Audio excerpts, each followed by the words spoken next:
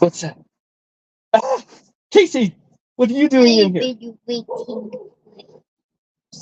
Well, that's kind of creepy. All right. Anyways, here, let me pull up a stool here real quick. There we go. Well, hello, welcome y'all. Hopefully you can hear and see us okay. So I'm Matt, and this is Farmer Casey here with Grafted Branch Homestead, and this is Urban Homestead Chat with Matt. And so we're out in the greenhouse again right now. Last Sunday we tried to be out here, and the wind and the rain and everything took our power and internet out, so we weren't able to complete this talk. But Casey's gonna help us out here a little bit. So if you're new here, we are here on our urban homestead in the Southwest Desert, where we are learning skills right now and trying things out and seeing how it works and learning, right? And so what are we out here discussing today? We are hardening the plants. Hardening the plants, okay. And so what's that mean? So they've been treated and grown inside. So we take them inside so they can be used to the wind, the sun, and the rain. The elements, right? Mm-hmm. So they've been inside, they've been pretty much pampered, right? Here, you must hop up here. Are you showing one? Oh no, it's all over. Yeah, so that one got hardened. Okay, let's hop up and continue talking and we'll finish this. Okay, bud? Thanks for catching that, though. I'm snacking on my microgreens. Okay, let's finish our talk. Okay. All right. So thanks for catching that. One of our plants had fallen over. And so actually after this stream, I need to take them inside because with hardening them, like you said, they've been inside, they've been babied. And so we can control the temperature and all that type of stuff, right? Now with going outside, we don't want to send them into shock and kill them right away. And some of these are kind of getting droopy. It's time for them to go inside. And so there's a couple steps we take to harden them to get them ready for the, like you said, the elements, the wind, the, what else? The rain, the heat. It's starting to get pretty windy right now, actually. So there's a lot of things when they get out into the world or outside that can kill them. And so it's a good idea to start hardening our plants. Now, our plants here this year actually have all come from seed. And so they've either been perennial plants or volunteer plants, or have all come from seed. And so we have them out here. Here, go ahead and hop up here, okay? Let's finish talking and then we can show. I know you want to show them off. Let's finish talking. We'll show them off in a bit. Okay. And so I forgot what I was saying. So we've been hardening them, right? Yes. Okay. What other things do we kind of harden or get used to the outside that was going to be coming out here soon? The baby chicks. The baby chicks, right? And so we want to prepare them for the world too. And so we will start taking them outside some and getting them used to that, used to the other birds, and hardening them or getting them ready. And so that's important. I'm sorry, our light keeps going off. And so that's also something we kind of do with ourselves, right? And with you. And so we can take opportunities. Everyone in life has opportunities that maybe it's a little hotter, a little colder, or windier, you know, in metaphor, right? In your life, you might have some circumstances. And you don't have to keep doing it. It's okay. And so when things come up, challenges come up to us, hardships and hard things, we can either let them destroy us, let them wither us away and kill us, right? Basically, or we can allow them to strengthen us, and we can grow stronger and learn from that, so we can withstand the wind or the rain or things next time, right? So is there anything else you want to show your plants real quick now? Let me go ahead and flip the camera and I'll let you show them. So I know you want to do that. And then we'll say hi to everyone here. One moment. One sec, I gotta flip this camera. Okay. So Casey's got a bunch of plants in here and he wants to show some. Oh no, these are wilting. Are these ones wilting a little bit? So our temperature in here got up. This says, you can't see it. That says 131, so it may have gotten a little too hot in here today. My best growing one. It's a mix of microgreens, and they've been stacking on these.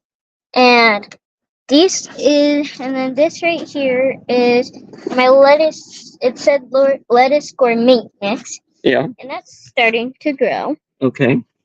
And then. And all these other ones are peppers and tomatoes and loofahs. And then these are so there's tomatoes in the middle parts. Oh, in that one, okay. And then all around is basil. And there's like tomato, a couple sprouts are here. There was a whole bunch here, but then they all wilted. Yep. So all these we did from seed. That's going to save us on cost. Also availability. Going to the store is great when you have that available, but if you can't go buy them, someone else hasn't done the work, it's good to be able to do it, right? So with that though comes, we have to harden them. We have to give them proper light, proper watering and all that, get them ready. So there actually is a lot more work involved in gardening and doing this than just going to the store and buying it. But what's some of the benefits we get from that? It has no pesticides. It's all natural. We know exactly what's going on it, right? So no chemicals that your body doesn't need. So we're eating healthier. We're more reliant on ourselves because when you're just reliant on the grocery store having the things, if for some reason things aren't there, you're not all out of luck, right? You got a little bit of a plan going. So we're taking care of them. We're putting a lot of work into it. Yes, lots of work. And getting them going. And so these ones are going out here. We have cool weather crops that are going outside right now. What's that? So this is my most exotic one. And it's the least one growing, except these ones, they're all wilting. Yeah. And it's spreading right here. It's going. They're popping up. But what it is it's strawberry spinach. So it grows like regular spinach, but it'll grow like these like a line of tiny little sprouts. Yeah. And they're bright red, like strawberries. And apparently, I think they taste like strawberries as well. Okay, well, we'll have to find out. We're doing a lot of experimenting. So with hardening, we don't want to kill them. It's still getting a little too cold here at night, right? Mm-hmm. And so all these will come inside afterwards, where we have them all over the place, along with some other seeds and stuff. Well, thank you, Casey, very much. I appreciate you helping me out. I'm going to let you go, and then I'm going to get inside to say hi to everyone and do the rest of our talk. We have a natural companion planting, insect repellent plan, I guess, if you will, we're going to talk about, and then a hack as well at the end there. So I'm going to grab some of your microgreens if that's okay. Which one should I eat? You want to get me some?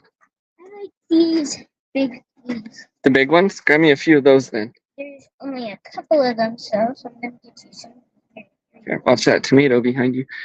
So we have all kinds of different tomatoes and peppers, tomatillos. We're going to do a lot with loofahs, so you see a lot of those up. That's what's out here mostly. All kinds of varieties of that, some cucumbers. Got me some microgreens, thank you. And so they're inside here. There's no bird poo or nothing's gotten on them. Of course, we don't use any pesticides and natural stuff. So, that's tasty. All right, thank you, Casey.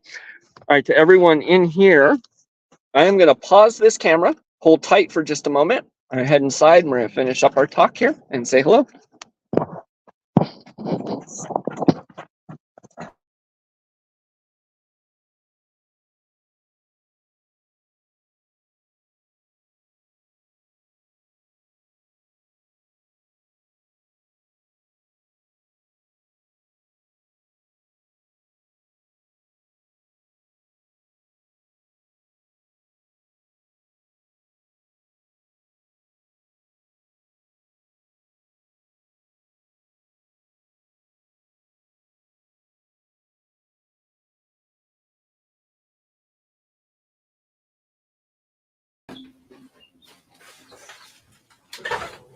Crack that window.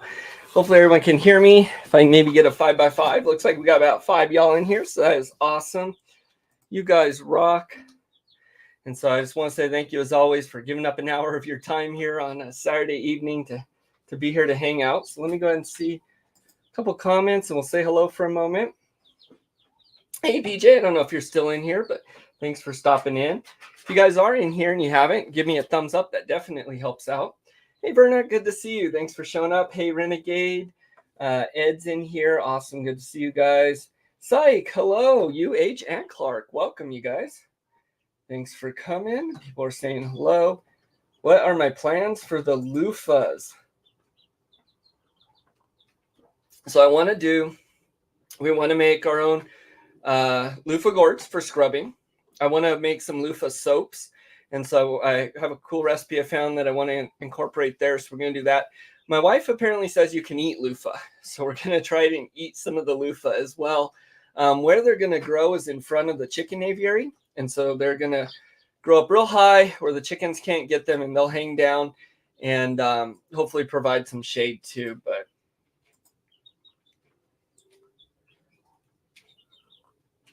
so this actually is the first year we've had really good successful seedlings. Ours always look discolored, lanky, things like that.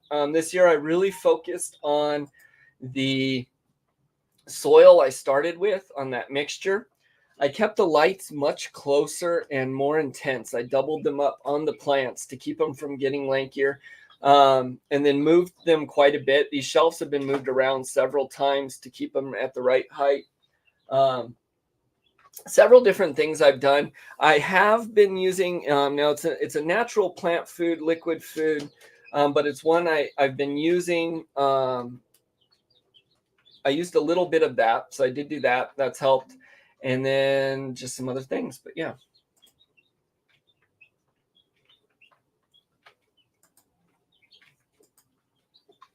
Okay. Yeah. So I really suggest the soil start. There's a couple things too. If you buy soil, or some of the other recipes don't necessarily tell you, that I think helps a lot, is a lot of seed start soil mixes, whether you make your own or you buy it, are very peat moss heavy usually, and that can change the pH. So I add a little bit of garden lime into my mixture when I first start them, so the pH isn't too heavy for the seed starts. Also, with something I'm going to be talking about tonight that really helps is one of the huge problems people have with having lots of plants. Now, all those ones in the greenhouse are going to come out here, so all my surfaces will be covered. But with having all those inside, a problem a lot of people have, hey Steve, is with gnats. You'll get a lot of those little gnats and little bugs flying around in your house and around, and it can be a huge problem. That is one I have not had at all this year. So with my seed start mix too, part of the pest control I use there, and this is a little bit what I'm talking about tonight, so I'll get into it, but is I'll sterilize the soil. And so with the seed starts, they have everything, most everything they need in that seed to get going right away.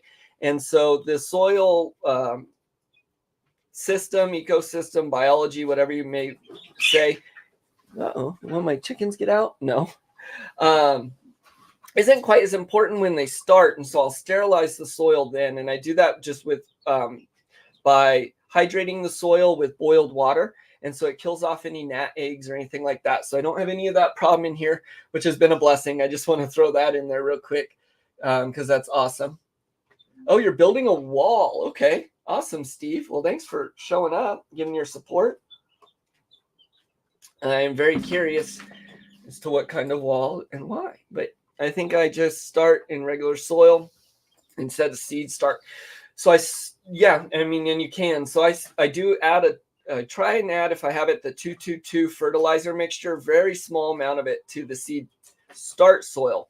Once they get, so in this bottom tray here, you'll see they're on a heat mat in the greenhouse until they sprout.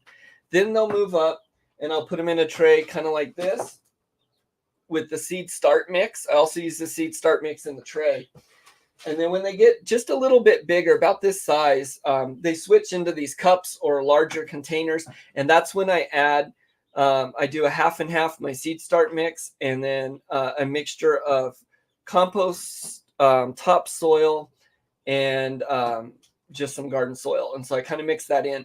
When they get a little bit bigger, as part of hardening them or getting them ready, I guess, they'll go in another pot right before they go in, another stage before they go in the ground. And with that, I include a lot of the natural soil, so a lot of our sand and stuff like that. And then when I actually plant them, under the plants, we'll get different things. For example, the tomatoes are going to get a little bit of anchovies and water. They'll get some calcium for the roots. On top of that, I'll put a little bit of diatomaceous earth on the bottom, and then I'll put a little bit of dirt in the plant. So a couple different things. Okay, so let me get going here a little bit. I do want to show these birds real fast, so I'm going to do that. I'm not drinking coffee today. I have tea. It's caffeinated, but I drink way too much coffee, so I've been trying not to. I'm kind of getting a little bit of a headache. Yeah. But all right, let me go ahead and get back here on StreamYard. And I'm going to show these birds real quick, and then we will get on to the meat of tonight. As always, our usual, I guess, our Saturday night stream's about an hour long, so that's about what we're shooting for. All right, I'm going to enter the studio here again. There we go. All right. And we'll come right over here. And so the birds are doing great. Actually, just cleaning their cages, and they look a mess already. But little Silky's got some outdoor time today. And Nikki, our other Silky, the bigger one that there'll be the flock with, it was so funny because she's out running around, and she would most of the day would sit next to the cage and just chirp and look at them and curious. And they were too. They're very calm, loving little birds. These ones are little hellraisers.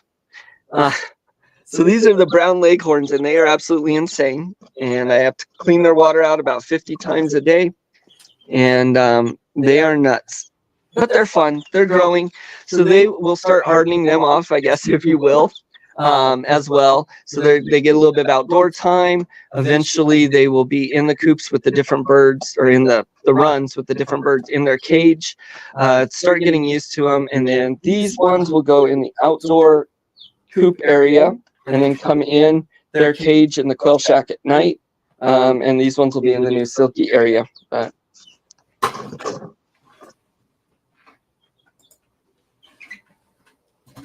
There we go. So those are our two birds. This upcoming week, I got a bunch of stuff going on here. It's actually me and my wife's birthday week. So in a couple days here, it's my birthday. And with that, I want to do some outdoor stuff. Now, the weather may not agree. It's supposed to be rainy and windy and have a little dip in weather. But I wanted to do some hiking to the petroglyphs and some camping at the end of the week. So that's still the plan, tentatively. And so that should be fun, hopefully. Excuse me. I also have a whole lot of other stuff going on. I have a little bit of time off, so I have some building projects. We've spent this last week cleaning up our side yard. I think everyone probably has a pile of stuff. And so I've had a little Kia Soul, and getting trash out of here has been a challenge. I try as much as I can in the back of it, but there's bugs in trash and things. Didn't really want it in the car. Now I have a truck. And actually, you may have, if you've been watching me for a while, you may have seen the camper that sits next to our house. It's not actually ours. So when it's gone, I'm able to get all that stuff out. So we've been clearing that out. We're going to be making that an outdoor exercise area for Keith, my oldest son, and possibly a little bit of a dog run. So we got that going on. And then some other garden projects. So right now, the plants are all getting ready to go. I'm working we'll be working more, but to get infrastructure built in the garden beds, get that soil in place. And that's what we're doing now. So with that, this is kind of the meat of tonight's discussion.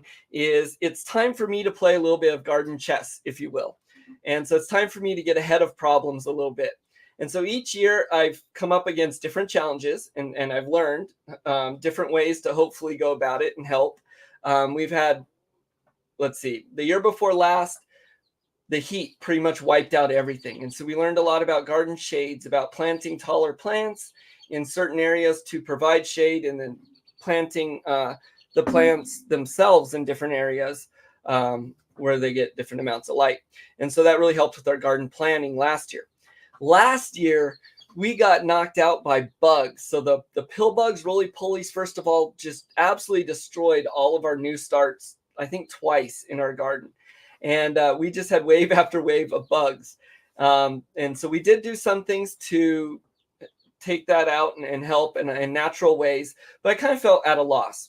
And so when I was thinking about how I wanted to go about this, this is something I want to talk about tonight, I came across some cool videos, did some good research, and I came up with a little bit of a plan to help attack insects and pests naturally. Now, first of all, this is not all encompassing. There's lots of pests. There's lots of ways to get rid of them and lots of things to go about it. So this is just a little bit of a plan that I'm going to help use this year. So when I thought about it, I thought about companion planting. So I've heard of this. I've done some of this. And that's when you do things like plant plants that are nitrogen producers with plants that are, needing to feed on nitrogen. And so that really helps. Or flowers around the plants so that you bring in pollinators to help get them pollinated. And so I've done some of this and I've known this, but I've never really took that to pest control. means as much. And so tonight, I really want to talk about 4 different flowers that I'm going to be using, 4 different flowers I'm going to be using this year in my garden to help attack. I saw another YouTuber talk about some of these things, actually 2 different ones, but I'm trying to think of the name so I can give credit. I can't think of it right now, but I'll leave it in the description. By the way, also in the description, all these plants and things I'll talk about, there's links to. If you want to grab them, you can. But I'm going to be talking about 4 different flowers that I'm going to be using as a garden pest plan, or as to help with my garden plan overall, so as to repel or combat some insect problems. First of all, I want to start off by saying roly-polies, there's lots of things, or pill bugs, lots of things you can do to get rid of them. There's lots of natural ways we tried, such as leaving out orange peels at night to collect them and then throwing those away, or different means of having them fall in little dishes. When you really get a bad infestation, though, they will completely obliterate your plants, and that's what they had done to us. And so we used an all-natural product, but we did turn to a product, and that was Sluggo Plus, and to get rid of them. And it helped. It wiped them out. Pill bugs, though, will hide in your garden, and they'll come back next year and spread. And they are ones that start to spread early in the garden because they like to get those fresh sprouts. So they're ones you'll see right away. That's one we combat right away. Because we had such an infestation last year, I'm still going to do some other means like the orange peels, but I'm going to go ahead and put some Sluggo Plus, which is a natural organic product. But I'm going to put that in the garden right away with our new sprouts. So that's actually going to go about this week. So I'm going to combat it that way. Another thing I wanted to address as far as pests, well, these are some of the pests that we battle here. This is going to vary for everyone in whatever area you're in or whatnot, and they're in a lot of ways the same for everyone. So starting with some of our early ones is we have the pill bugs and aphids. Those are some pests that will come early in the garden. Flies right now. So I'm not getting into flies too much tonight, but I'm sure a lot of people are probably experiencing that right now. And there's a lot of ways I go about that, but that's for another stream. Cabbage moths, cucumber beetles, the white moths, the squash bugs, tomato horned worms, and mosquitoes. So that's not all of them, but those are, and then cutworms are some of the pests that we battle in our yard, kind of in order of when they fall a little bit.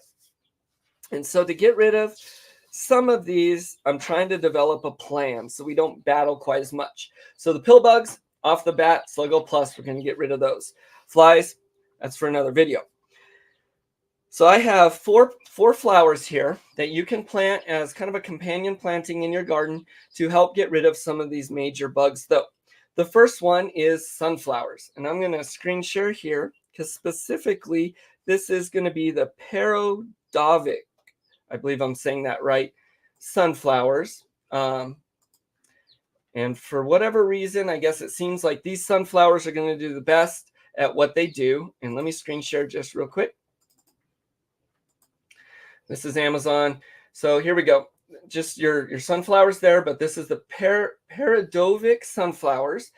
These ones here are heirloom. Of course, sunflowers are great. They have some amazing pros. They're really good at attracting pollinators, bees, butterflies, birds, things like that into the garden and bringing in good pollinators. They're really good at dropping taproots and breaking up soils. So we did that.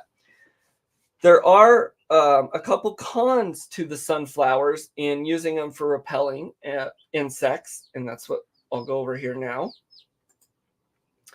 And so sunflowers actually work as a good insect, I guess, control, actually as a distraction crop, if you will. And so how these work is I've always planted sunflowers all throughout my garden. They bring in the pollinators. They're beautiful. I like planting them out near the chickens because their heads will drop and the chickens like the seeds. They're great for that.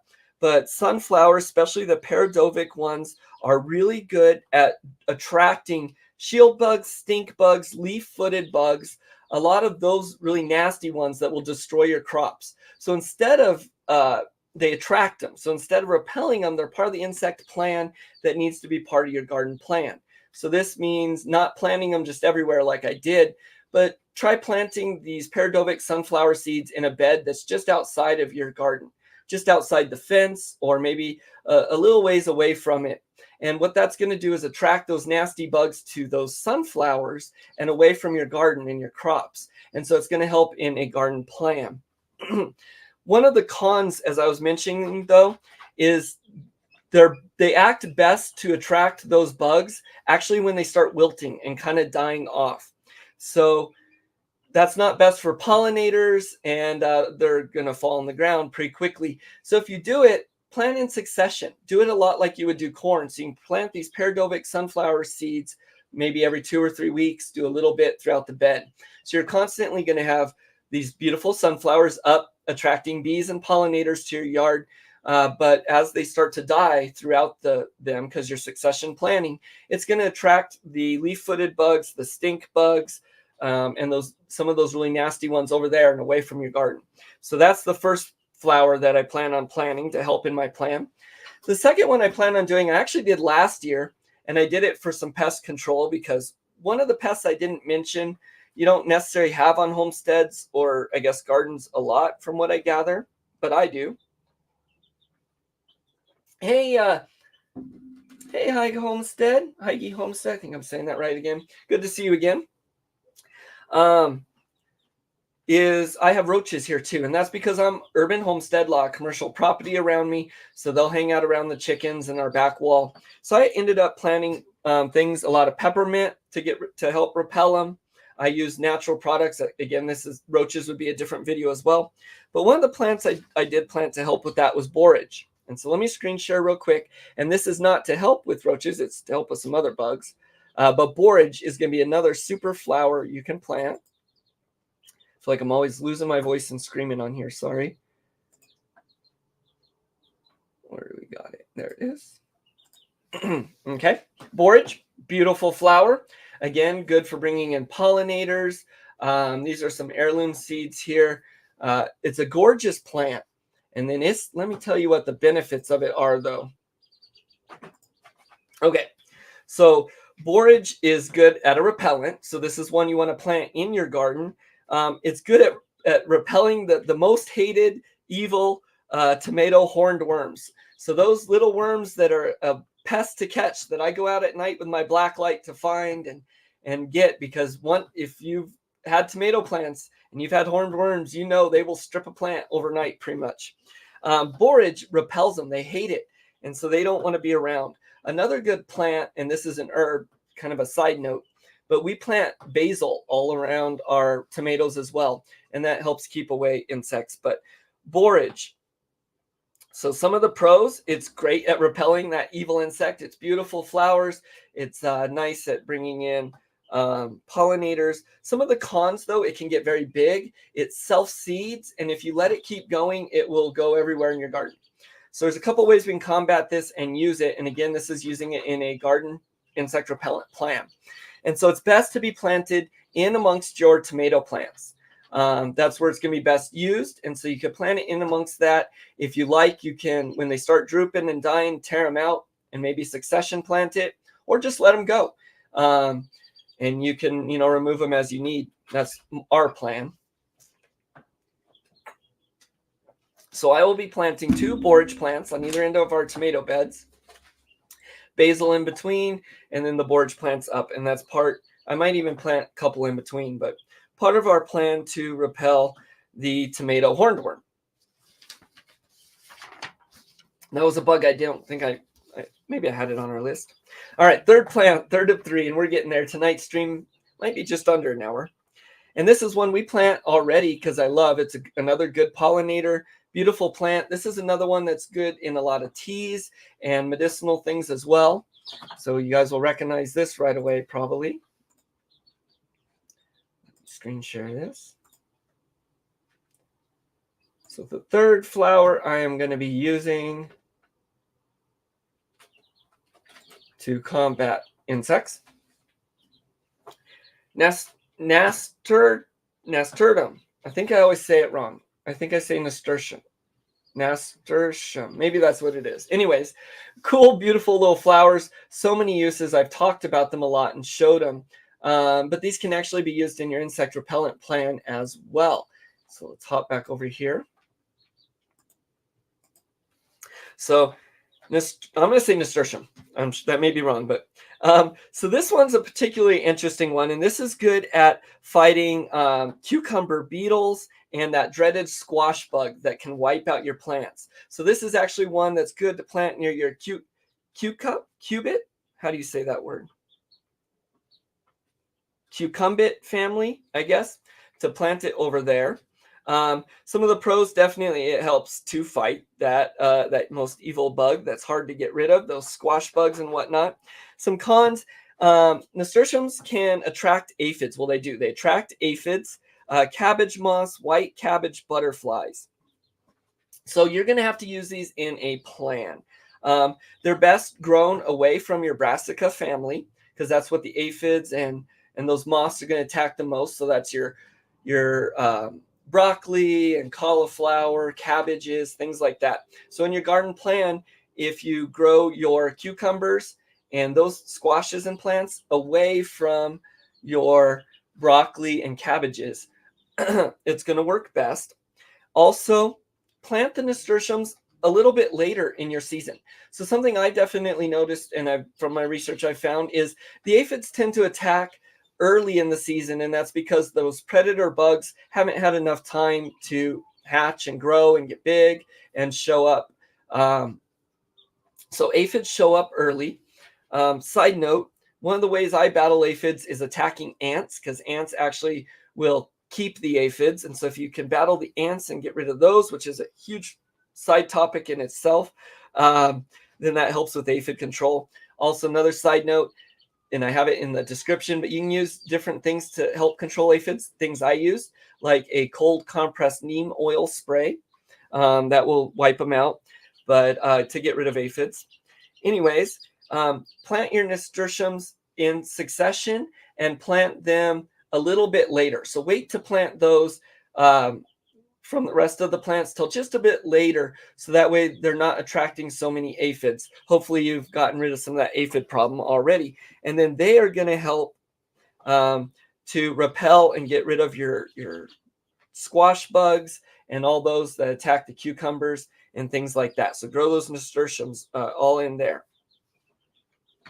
The fourth and final flower, at least for this part of my plan, once again, there's lots of pests and lots of plans, but this is for this 4-flower plan that I'm going to be doing, is actually a really cool one. I got a whole page of notes in it, but let me show it because it's a very particular one. Let me check out a couple notes. Hey, Andy, good to see you. Matt, they also love partial or full shades as well. I'm assuming the nasturtiums. Okay, awesome. Yeah. Beneficial insects are also attracted to the plants and flowers. Yep. Yeah, so that's, I guess, a whole nother, this is a huge, people who think gardening is, they're just going to grab seeds and throw them in the ground and go, do not know what they're in for. It's such a huge thing and so many things you can do. And when you're doing it naturally, I think it's the best way. It can seem extremely overwhelming at first, at least it did to me, because of you got companion planting, you got natural insecticides, good insects, bad insects, all these different things. And so taking it in bite-sized chunks is how I like to do it. And you are absolutely right, those beneficial insects that you bring in as well. So some of this flower plan is for attracting bad bugs to them, so distraction plants. Some of it is repelling the bugs, and those also bring in good ones, like you say. This next one's actually one they use to make a natural insecticide. I talked about neem oil. I can't grow neem plant here. If you can, that's something you could experiment with. But this next one, let me pop up on screen.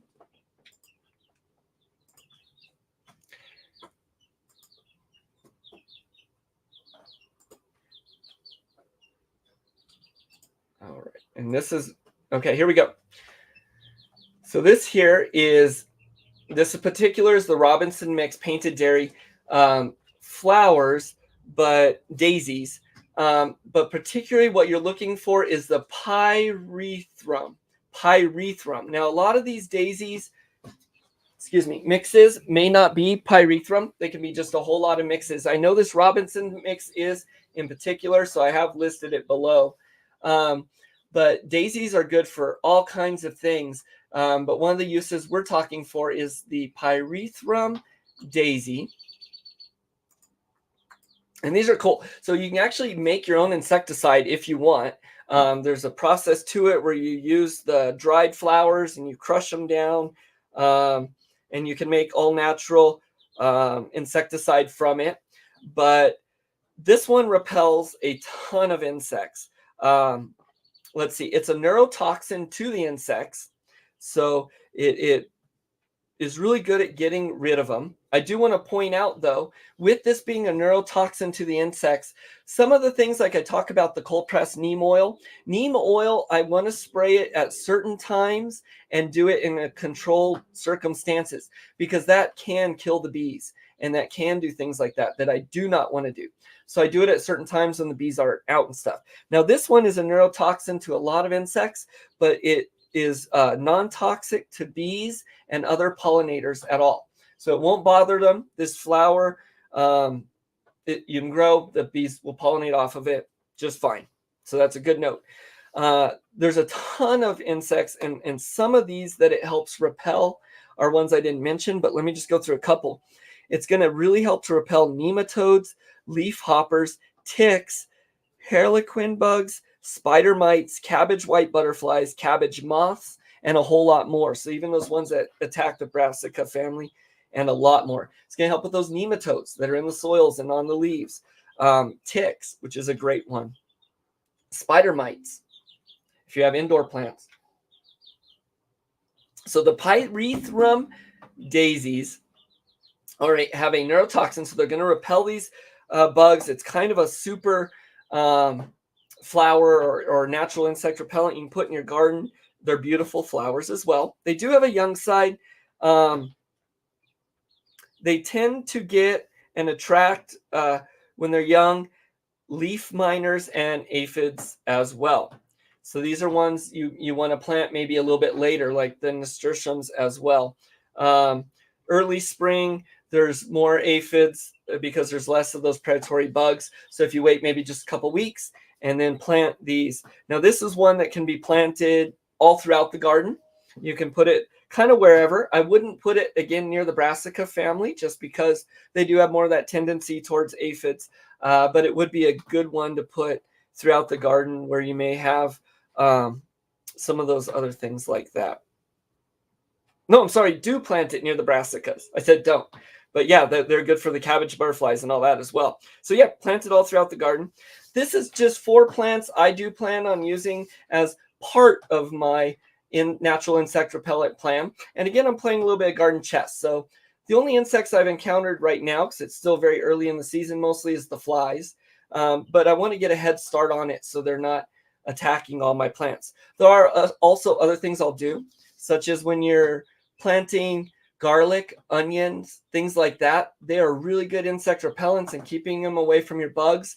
I didn't mention them though, because they're ones that you tend to harvest a little earlier in the season, like maybe in June or something. So they're not going to help you with the bugs later in the season when you have most of your vegetables. Huge subject. A lot of ways you can go, a lot of things you can do with it. This is just a little bit of my plan I thought I would share here on my live, and then we'll see how that goes this year. So already our plants are doing a lot better. I've decided to go by my wife's plan this year, doing better soil mixture, lower lights, changing the soil out, so actually staging the soil like I talked about earlier, more intense light. So plants are doing a lot better this year. Our plan last year was a lot more variety, and while we still have a ton of variety this year, we're focusing on ones we eat a lot of. We're also focusing on plants that we can preserve or preserve easily for themselves. So we're doing a lot of that this year, going at it with more of a plan. So I'm really excited for this spring and to show everyone the progression here. And so if you're here right now, we got 8 people. That's awesome.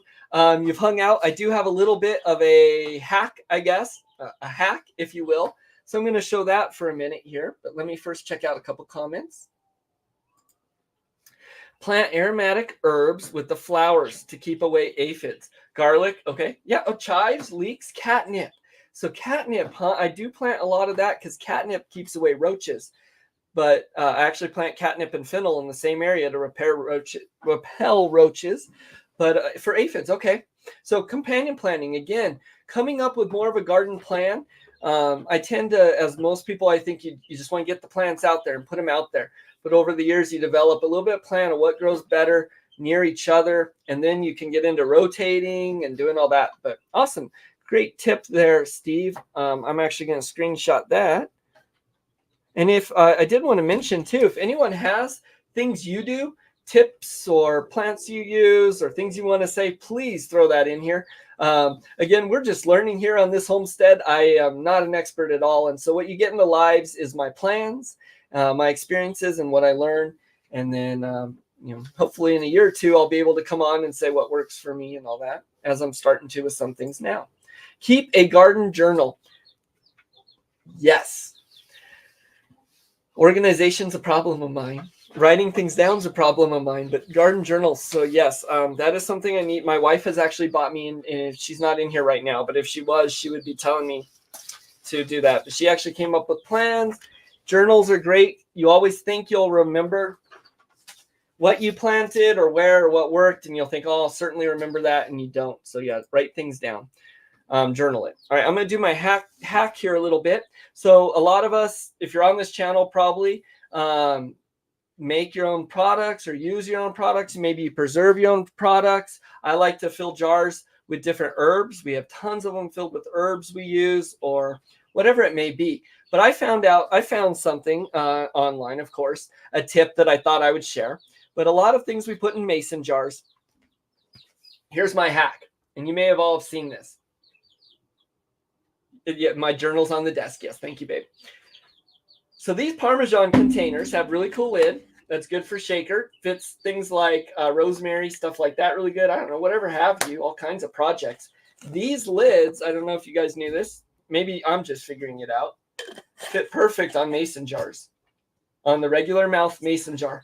And so don't throw these lids away. That's my simple little hack. And use that for your rosemaries or whatever the bigger things you may want to do. Supplements, powders. There's my little hack. All right, cool.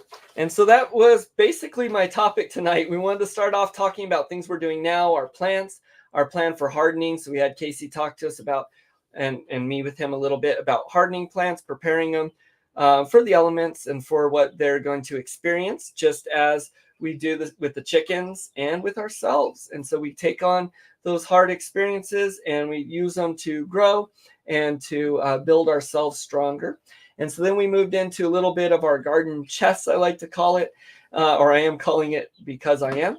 And that is what we're doing next. And so the next move to stay ahead of the garden a little bit. And so I talked about 4 flowers and a couple other things I'm going to do to combat insects, because this was a huge problem we had last year. Showed the birds a little bit. And so we did that. And so now I'm going to spend the next, we'll shoot for an hour. So I'm going to spend the next 10, 15 minutes we have here just kind of chatting a little bit and doing that. Yeah, Shay, me too. When I saw that, so those little hacks I think are so cool because I see them all the time. Some of them useful, some of them I don't think so really. Usually any of the ones I see with mason jars are useful because, I don't know, if you're in this community, you probably know use it for everything. It's kind of a cool hack. Yeah. Save those lids. My plan is to use it for, we have like the rosemary or the bigger leaf herbs. That's what I was thinking of, but I'm sure there's a lot you can do it with. Verna, you rock. So I ordered them.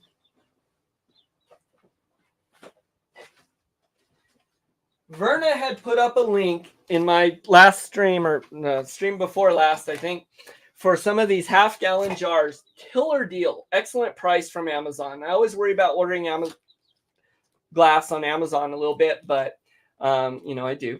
And so, yeah, I got them in, Verna. I actually gave up on my other fire cider because it was too full, and I don't think the powders worked right.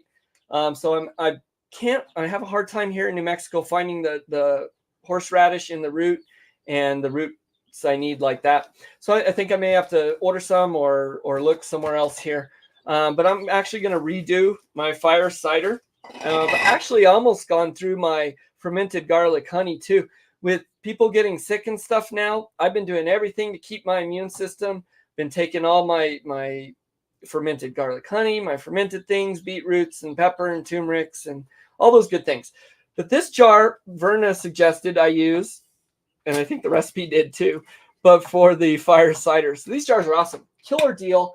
Thank you so much for posting that link, Verna. I did get them in. And I guess I do have to apologize a little bit more for my continuation of procrastination in getting the things mailed to you that I'm going to get them to you, I promise. But small peanut butter lids also fit mason jars. That is good to know because I have a lot of peanut butter. That's actually good to know too for a preparedness plan because we eat a lot of peanut butter. We keep a lot on the shelf. It stores well. It's really high in the nutrients and things you're going to need. So if you're in a survival type situation too, you probably have a lot of extra peanut butter lids on hand. So for storing, leftover extra things you may have, it's a good idea. Hey, LCJC family, good to see you. I just purchased your first greenhouse, 8x16. What veggies are the best to grow in them? So this is my first year with the greenhouse. We built our own little 8x8 greenhouse. It'll be 8x14 eventually, but first year using it. I don't know exactly. Right now, what we're using our little greenhouse for is hardening our plants, basically, as a step from in between the house and outside. So they're going to there, and then they'll go outside. Here in New Mexico, we have brutal sun. We do have kind of a long growing season, but it does get very, very cold as well. So I plan on using it to extend our growing season. So far, I guess what I've noticed grows in it really well is microgreens. They've really sprouted. Everything we've put out there does well. But I think a lot of that's going to have to do with your area you're in, probably the zone. We plan on using our greenhouse to do some of the plants that we can't have outside in here in New Mexico because it does get too cold in the winter. So my plan to combat that is we are actually going to put one of our quail coops, our little quail hutches, in the greenhouse in the winter, one or two, to keep it warm in there. Their little bodies really heat up an area. So I'll button it up real good and then put those in there. And then I'm going to keep a trifoliate citrus plant and an avocado tree hopefully out in there, and then be able to do more greens and things like that. So I noticed for sprouting seeds, really good, high temperature, high moisture. Those microgreens do really good. But I guess so far that's my advice there. Good. Well, thank you. I'm glad you appreciate it. Funny we got that deal. The Amazon refused that company because of delivery time. Oh, then Amazon refused that company. Oh, okay. Well, that's a good deal. Thanks, Verna. I can't grow outside. I do not have a green thumb. So I killed everything for a long time. And I'm going to be honest. Okay, so I'll make a commitment here because of you here. I kill things every year. Everyone does. Every gardener does. I know they do. If you don't, you're lying. But every year something wipes out a lot of crops. I show some of that, but some of that I don't show.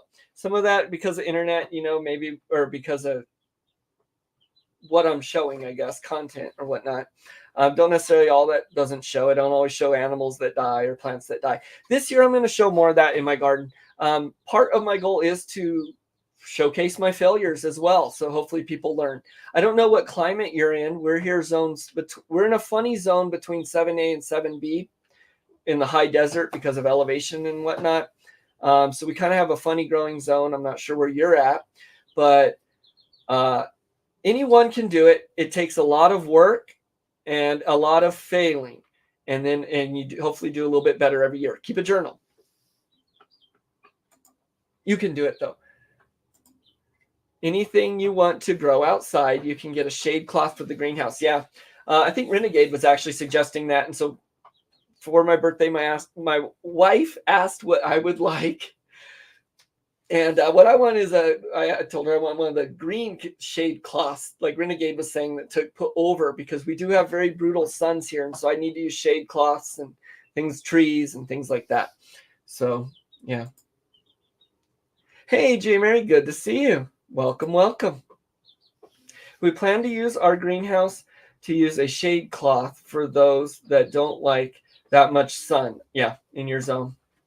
And that's all part of gardening too, learning which ones like sun in your area particular too. If I move, there's going to be a whole nother realm of gardening to learn. And so Verna had left a comment on one of my little videos saying that she loves the volunteer plants, the ones that just come back. And I do too. And her comment was because they are resilient to my area, basically. And part of my goal with the plants too is to pick the ones that do really well in my area, and then to harden them, I guess, to the elements here in the area. So we have a lot more sun. It's very dry here. Gets very cold at night. Sometimes it can drop quite a bit. And so finding the plants that work and that balance is part of it. Some people think, when I tell them I do all the gardening, the farming type stuff or homesteading stuff, I've had people, one of their first questions is, how much money do you save doing it? And I'm going to be honest with everyone. You don't save a lot. It's a lot of work, a lot of time, and it can be a lot of money. Now, once you get going, you can save a lot. This year, all of our plants are from seed. So that's, if you're buying them from the store, I mean, the comparison there, we saved a lot. If you preserve it, like you're freeze drying it or canning it or something, you can get into saving money. But initially, there are definitely more costs and there's more time commitment for sure. You're in Missouri. Okay, awesome. So actually a lot of things, we get a lot of our seeds from that area, from Papa Pepper and a couple other homesteaders. And the things that grow there tend to grow well here too. Now I know we have different climates. You guys are a lot wetter and stuff. So I'm thinking the greenhouse would probably help you with moisture control and then with keeping the season going. I'm not sure exactly. Missouri, there's a lot of like-minded people there, so it's definitely one that I think about a lot in climates and things like that. I don't know, maybe end up in that area. There's an exhaust fan that you can buy for greenhouses. Yeah, in your animal room to keep air circulating for quail. Yeah, okay. Hey, so I'll spend a couple minutes talking about fans. We have one little fan in our quail shack right now to exhaust air out, and it helps a lot. One thing really helps with the animals and cooling them, and something we will be adding in the chicken coop and the quail coop this year is fans. You don't want it blowing right on the birds because that can cause some problems, but over and under them, create a little bit of circulation in the area is good for them. And so we'll be adding a couple fans in to help with heat and ventilation into the chicken coop and the quail shack. I'm also going to be adding some fans in the greenhouse. Now, something I've always wanted to do on the chicken coops, but I haven't. I may still, but I am going to do it on the greenhouse, is adding, you can buy some pistons that are controlled by the air temperature. I forget what they're called, but when it's cold, they close, they contract, and when it's hot, they open. And they're meant to open up little windows on the greenhouse. So they'll close when it's cold and open when it's real hot. So I want to put one or two of those on our greenhouse, and then some fans in there as well. Of course, my plan is to put solar power on all my outbuildings. So the greenhouse will get a small solar system as well, just to control. A couple lights in there for when I'm in there. I don't want it going off on me all the time like it did at the beginning of the video. I don't know if it'll be powerful enough to control grow lights, but we'll see.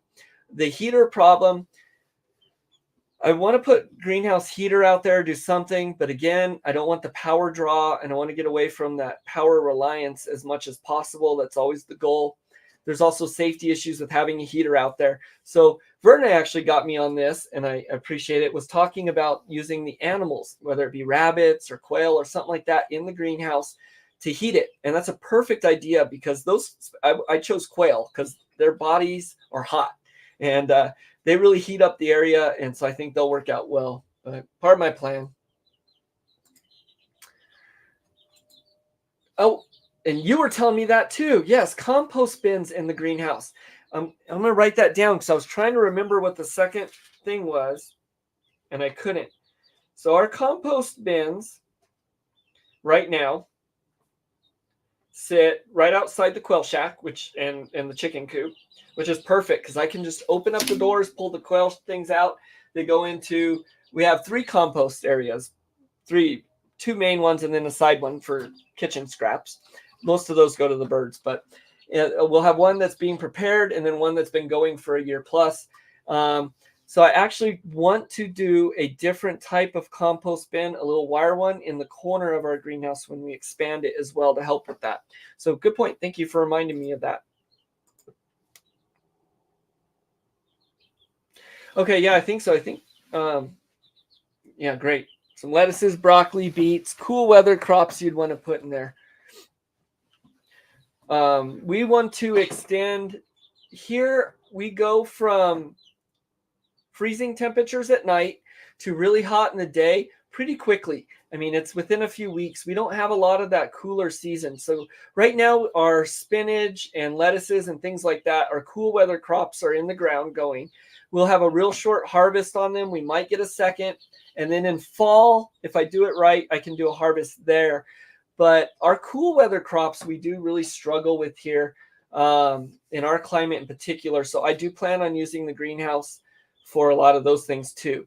I think it's kind of funny, at least for us, we have lettuce and then that dies off. And then we have tomatoes. So if you want a salad with lettuce and tomatoes at the same time, doing it from the garden, there's going to be a very short period you can do that unless you're preserving things. So we're going to grow some of the lettuce in the greenhouse at the time the tomatoes are growing. So that way we can have that together. That's the plan. Never give up. Yep, never give up. Keep killing things. Keep doing it. I probably have more plants falling off in my greenhouse that need to be brought in. The sun's down, so the temperature is dropping here very quickly. Normally by now, and I will in a few minutes, I'll have all those plants inside. I left them out in the greenhouse a little bit too. So there could be some dead ones already, but do not give up. You will get it. You just got to stick to it. You know, the key to it, to gardening, as is with most things, I find pretty much everything is that don't give up. Just, you'll get it, or if you have to find 1,000 ways to not do it, you're going to discover a whole lot of good things along the way. All right, we only got, I'll stay on for about 5 more minutes here. We'll do a few more comments and then I'm going to hop off. Yeah. So last year we ended up, a lot of things we did from seed died. A lot of the bugs killed them, like I talked about earlier. We did buy a lot of plants, and I've done that every year, and I don't have anything against that. That's an option. If that's an option to you and you have that available now, buy some plants if that's what you want to do, if it's a little easier to get that start. I think it's important to know how to grow plants from seed and to seed save as well, because those are extra things in themselves and extra steps. But having that knowledge at least and being able to do it and confident knowing you can is excellent, because if you don't have that option of buying those plants, you can still know. Now, I try not to rely on electricity as much as possible. You can see electricity. There's grow mats, there's lights. That's what I'm doing from now. Eventually, I'll work on moving away from that, and the greenhouse is part of that and a good way to do that. So I can get away from electricity a little bit, hopefully. You're moving, Renegade. I did not know that. Wow. Oh, no, I think I did. But in June. Wow. I'll sure miss having you here, I guess. But that's really cool, Renegade. Please stay in touch, because and friends with the channel, I hope. But because I thought, I don't know if this will be forever. I always think about, if we end up somewhere else and how to grow in other climates and things like that. And I know you do so much here in New Mexico with being off grid. It really interests me. I'm really curious as to your transition and how you do there. So please stay in touch.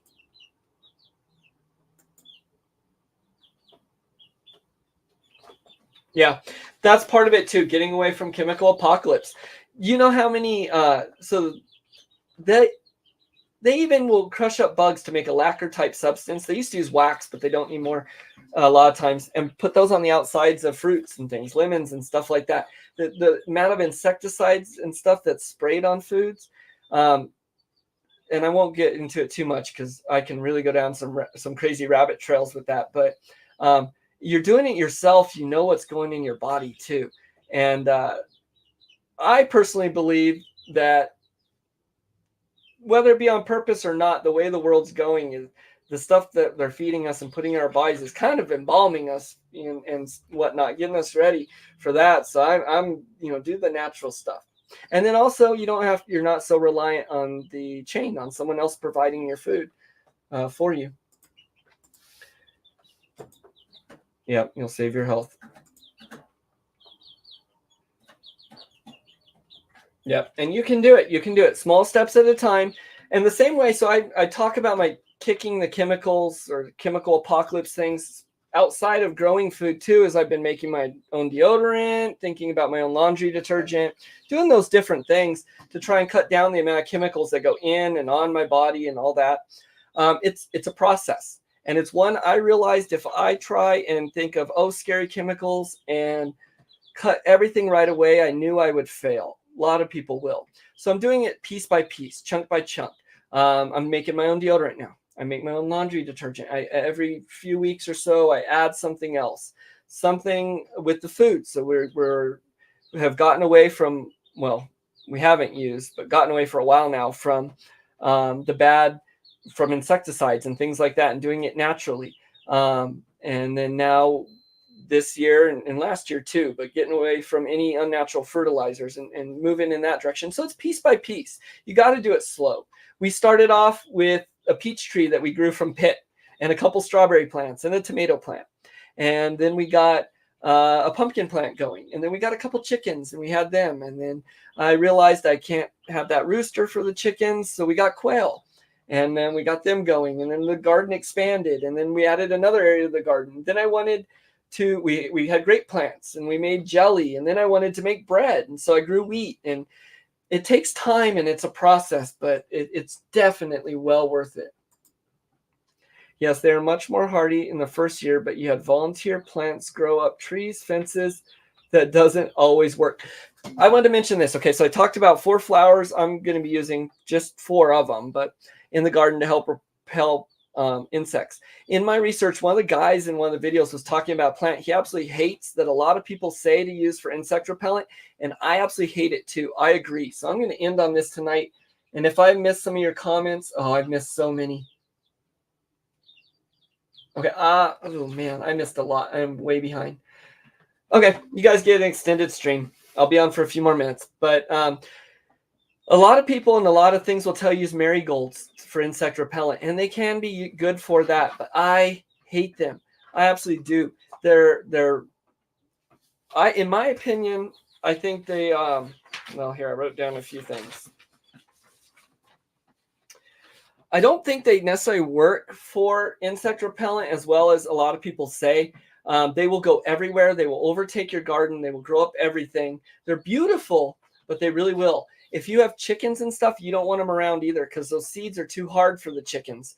And so they're not good for them. So don't plant marigolds. Okay, let me get back to comments. You guys are going to get a few more minutes, and I'm going to try and run through these just because there are so many.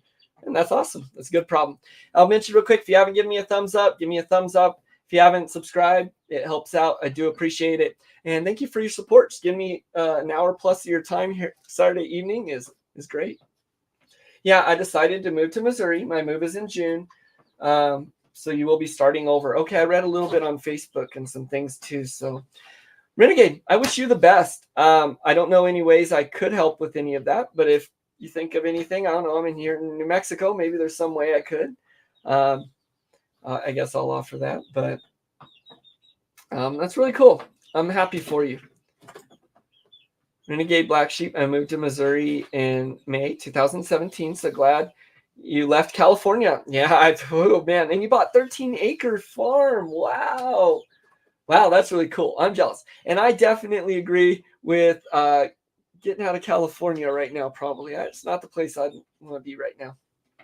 There's a lot of good to it and have family there, but I remember going into the barn on a cold day, and the cows made the barn so warm and cozy. Yeah, that's cool. I'd love to have a cow. 13 acres. How cool. So we're on a little under a quarter acre here on our urban homestead. This isn't our forever place. We've delayed when we're going to move a little bit just because of our kids and various reasons I won't go into right now. But I do love New Mexico, but we'll see. I'm excited for you to leave the desert. You're ready. Yeah. I don't blame you. Well, that's cool. I'm happy for you. Your quail area are with your rabbits. Okay, so quail like an aviary, I'm guessing, with the rabbits. So I do want to do both together someday, and chickens maybe, but 12 by 20 run for 14 rabbits and 8 quail. Very cool. Are your quail in a cage, or are they just out in there with the rabbits? Just curious. Your chickens are now in a 16 by 16 dog kennel, and the dog is spoiled in the house. Very cool. You'll be off grid there as well. Oh, wow, man. Your story is a cool one, Renegade. So definitely, I hope you share more Facebook and steaks. I'm going to pick your brain. Looking forward to the water and trees. When I visited Ohio, I was looking down. What is all this grass and all this green stuff everywhere? That's cool. Yeah.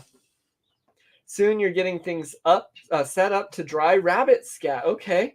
So you can sell it as fertilizer. Verna, I'll buy some. I know you probably want to do it locally, but I don't know how you do that. But yeah, excellent fertilizer.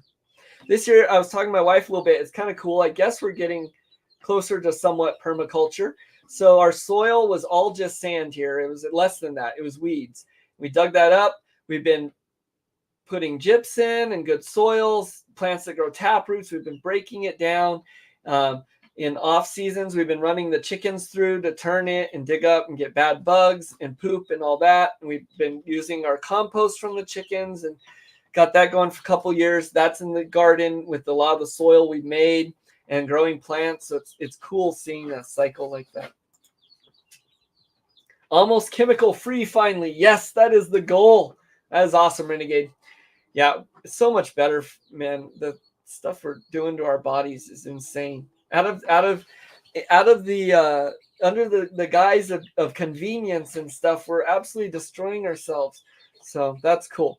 Well, I grew up definitely just, all store-bought stuff. Most of my life's been that way, single serving kind of, if you will, if you watch Fight Club, but everything, apartment living mostly and that type of stuff. And there's nothing wrong with that. There's a lot you can do in an apartment, but there's a lot I didn't do.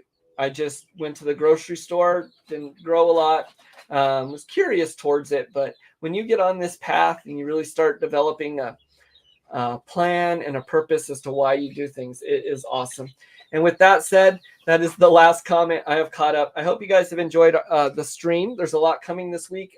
I do plan on going live a few times, hopefully, as long as I can get my hikes going and camping and whatnot. Other than that, we're not live tomorrow. Hope you guys all enjoy your Resurrection Sunday. And we'll be back next Saturday for sure. And then after that, I know Eclipse is coming up, so that's kind of cool. Wanted to mention that. You guys have a good evening. Stay strong. Do the things. Give me a thumbs up if you haven't, and we will see you next time. You're right, Verna. You guys have a good one. Have a blessed evening. Thank you for showing up so much. Appreciate each and every one of you. Yep, happy Easter. Have a good one.